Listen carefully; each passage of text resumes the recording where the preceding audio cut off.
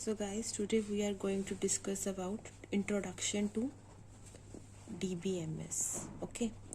So firstly we should know what is exact DBMS. DBMS की full form क्या होती है?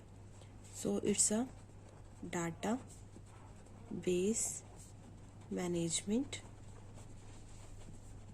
system. Okay. So before understand what exactly is database management system, हमें क्या करना है, हमें इसको देखना है कि डाटा बेस क्या होता है. ठीक है, और फिर हम फर्दर देखेंगे कि मैनेजमेंट सिस्टम क्या होता है. बेसिकली इन दोनों को मिला के क्या बनता है, DBMS. Okay, and I must tell you guys कि ये एग्ज़ाम पॉइंट ऑफ व्यू से बहुत ही इंपॉर्टेंट टॉपिक है. इवन बहुत सब्जेक्ट है जिसपे कॉम्पिटिटिव क्वेश्चंस जो होते हैं वो पूछे जाते हैं. ठीक है, सो एक हमारा आता है डाटाबेस सिस्टम. अब मैं इसको समझाने के लिए एक रियल टाइम एग्जांपल लूँगी. सपोज मान लीजिए हमारे जितने भी, अगर मैं सोशल साइट्स की बात करूँ, फेसबुक है, तो फेसबुक में क्या है, उससे हमें क्या पता चलती है, इन्फॉर्मेशन. या फिर आप मान लीजिए किसी भी पर्सन का क्या है, उसमें हमें डाटा मिल जाता है. राइट, तो वो भी एक तरह से डाटाबेस है, मतलब हब ऑफ डाटा. कहाँ पे मिल गया हमें, फेसबुक पे. तो इसको मैं बोल सकती हूँ ये डाटाबेस सिस्टम है. ठीक है, और आप मान लीजिए आप कुछ भी सर्च करते हो, सपोज आपको कुछ ढूंढना है, तो आप क्या सर्च करते हो, गूगल पे सर्च करते हो. ठीक है, तो गूगल पे आप क्या सर्च करते हो, कुछ भी, एनीथिंग, लाइक आपको कुछ भी सर्च करना है, तो वो भी क्या है, एक हब है, किसका, डाटा का.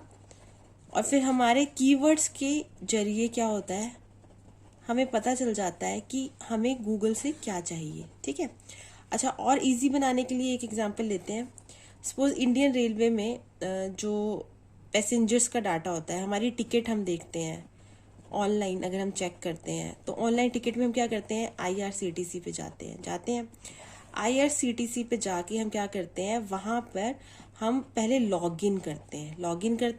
मतलब अगर आप अपनी मेल आईडी नहीं कर रहे, अगर आपने उस पर लॉगिन नहीं किया हुआ, तो आप IRCTC ऐप को यूज़ नहीं कर सकते. इट मीन्स पहले आपको अपनी इन्फॉर्मेशन देनी होती है एज अ पर्सन, देन आप अपने जो आपको बुकिंग करनी है, जो भी करना है, वो मिल जाता है. तो वो भी क्या है, एक वहाँ पे भी तो कलेक्शन ही हो रहा है ना.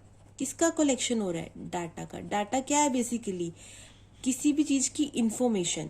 ठीक है, या फिर किसी भी चीज़ का, लाइक जैसे सपोज मान लीजिए अगर मैं स्कूल की बात करती हूँ, स्कूल में क्या होता है कि हम देखते हैं कि एक स्टूडेंट होता है, उसका रोल नंबर होता है, वो कौन सी क्लास में है, उसके सब्जेक्ट्स क्या हैं, ये सब हम बातें करते हैं. तो ये क्या है, ये स्टूडेंट का क्या है, डाटा है. तो this is also called a database system. ठीक है, तो अभी मैं आपको क्या बताने जा रही हूँ, ध्यान से देखना. तो जो डाटाबेस होता है, सिस्टम जो होता है, डाटाबेस सिस्टम बेसिकली दो चीज़ों में कंप्राइज होता है, डिवाइड होता है. एक होता है हमारा डाटाबेस, दूसरा होता है डाटाबेस मैनेजमेंट सिस्टम. मैंने DBMS लिख दिया है, DBMS. ठीक है, तो डाटाबेस दो तरह का फर्दर होता है. एक होता है हमारा स्ट्रक्चर्ड, ठीक है, एक होता है हमारा अनस्ट्रक्चर्ड. देखो अब मैं इसका एग्जांपल बताती हूँ. स्ट्रक्चर्ड क्या हो गया, जैसे IRCTC का मैंने आपको बताया था. अब मान लीजिए मैं कोई भी जैसे ट्रेन के बारे में मुझे सर्च करना है, किसी भी ट्रेन के बारे में सर्च करना है, तो मैं IRCTC पे पहले क्या करूँगी, लॉगिन करूँगी. ठीक है, फिर वहाँ पे मैं ट्रेन नंबर डालूंगी. अगर मुझे किसी ट्रेन की जानकारी चाहिए तो मैं ट्रेन नंबर डालूंगी या ट्रेन का नाम लिखूंगी. अगर मुझे अपनी बुकिंग चेक करनी है कि मेरा कंफर्म हुआ है या नहीं हुआ, तो मैं क्या करूंगी, वहां पर अपना नाम डालूंगी और जिस ट्रेन में मैंने बुकिंग कराई है वो डालूंगी. तो बेसिकली हमें IRCTC में पूरे इंडिया के पर्सन्स का, यानी कि इंडिया के जितने भी लोग हैं उनका नहीं डाटा मिल रहा है, हमें IRCTC में उनका डाटा मिल रहा है जो या तो पैसेंजर्स हैं, ठीक है, या फिर जो न्यू पैसेंजर्स हैं, मतलब अल्टीमेटली हैं तो पैसेंजर्स ही, या फिर जो ट्रेन की जानकारी है मुझे वो मिल रही है. इट मीन्स जहाँ पे कोई चीजें क्या है, स्ट्रक्चर्ड है. स्ट्रक्चर्ड का मतलब ऑर्गेनाइज वे में है, स्ट्रक्चर्ड मतलब होता है ऑर्गेनाइज्ड वे में है, तो उसे हम क्या बोलते हैं, स्ट्रक्चर्ड डाटा बेस। और अनस्ट्रक्चर्ड है जैसे हमारे वेब पेजेस होते हैं। वेब पेजेस कौन से होते हैं, लाइक मैंने वेबसाइट, कोई भी वेबसाइट ओपन करी, साइड में आप देखेंगे कि एड्स चल रही होती हैं। वो एड्स आपकी क्या होती हैं, किसी भी फॉर्मेट में हो सकती हैं। कैसे फॉर्मेट्स में हो सकती हैं, लाइक वो एक वीडियो की फॉर्मेट में हो सकती है, वो एक पैम्पलेट की फॉर्मेट में हो सकती है, वो एक एडवर्टीजमेंट हो सकती है रिटर्न फॉर्म में। तो आपका उन एड से कोई लेना देना नहीं है, आपको तो अपना मेन कंटेंट चाहिए जो आपको चाहिए था उस वेबसाइट पे, बट साइड में वो चीजें भी शो हो रही हैं। इट मीन्स वहां पे चीजें अनऑर्गेनाइज वे में है, तो उसको हम क्या बोलते हैं, अनस्ट्रक्चर्ड। ठीक है, इसीलिए अब हमें एक चीज तो क्लियर होगी कि जो डाटाबेस सिस्टम है ये कलेक्शन है। किसका कलेक्शन है, डाटा का। ठीक है, कलेक्शन ऑफ डाटा को हम क्या बोलते हैं, डाटाबेस सिस्टम। लेकिन जो रिलेटेड डाटा है, मतलब जो स्ट्रक्चर्ड फॉर्म में है, जिसका आपस में रिलेशन है, उसको हम बोलते हैं डाटाबेस सिस्टम।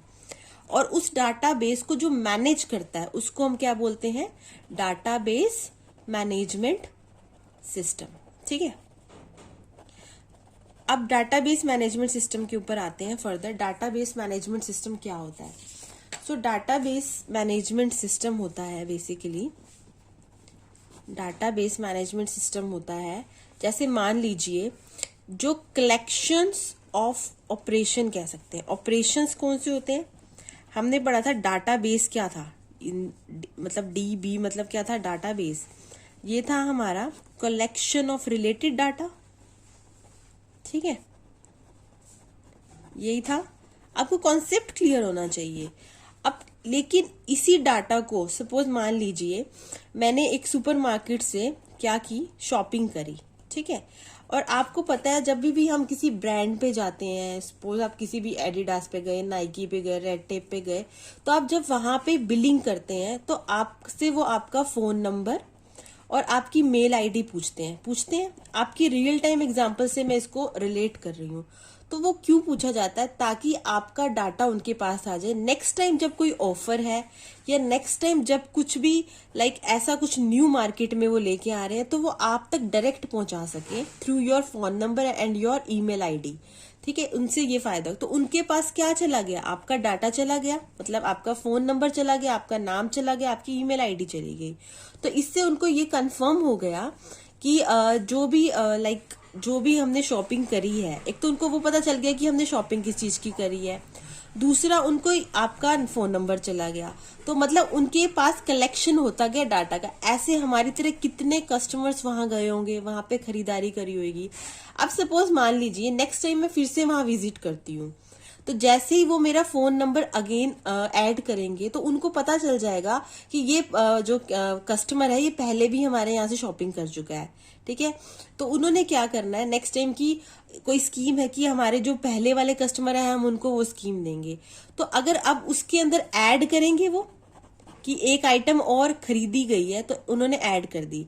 सपोज मान लीजिए मुझे वहां से कुछ एक्सचेंज कराना है या फिर कुछ रिटर्न कराना है, तो जो मेरा पहले का जो डाटा था वो वहीं पे जैसे ही मेरा फोन नंबर वो ऐड करेंगे तो उनको पता चल जाएगा कि ये खरीदा हुआ है और उन्होंने ये एक्सचेंज कराना है या रिटर्न कराना है।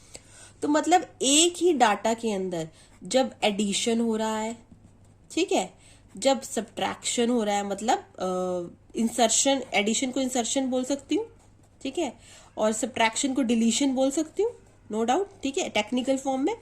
और कुछ भी मुझे एक्सचेंज कराना है, एक्सचेंज को मैं अपडेशन कर सकती हूँ, अपडेट कर दिया डाटा को।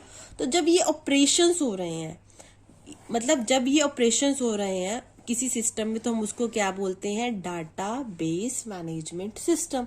ठीक है, तो ऑपरेशंस के अंदर हमारे कौन कौन से आते हैं, इंसर्शन आता है, ठीक है, डिलीशन आता है और अपडेशन आता है।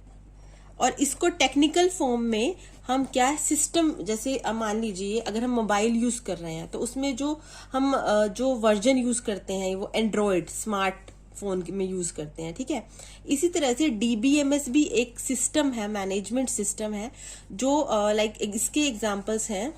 सबसे पहला तो इसका एग्जांपल है ओरेकल का ले सकते हैं। ठीक है, सीक्वल का है, सीक्वल माइक्रोसॉफ्ट यूज करता है। ठीक है, ओरेकल के भी अपने वर्जन है, 9 है, 11 है, 12 है। और माई सीक्वल है, ये भी ओरेकल का ही है, ठीक है। और है ये है DB2 है। तो ये बहुत सारे क्या है, ये क्या है हमारे DBMS में क्या है, कलेक्शन ऑफ ऑपरेशंस हैं। और जो एग्जांपल है ये इन सॉफ्टवेयर है बेसिकली DBMS के, जो ये सब डाटा देखते हैं, ठीक है। ये था DBMS।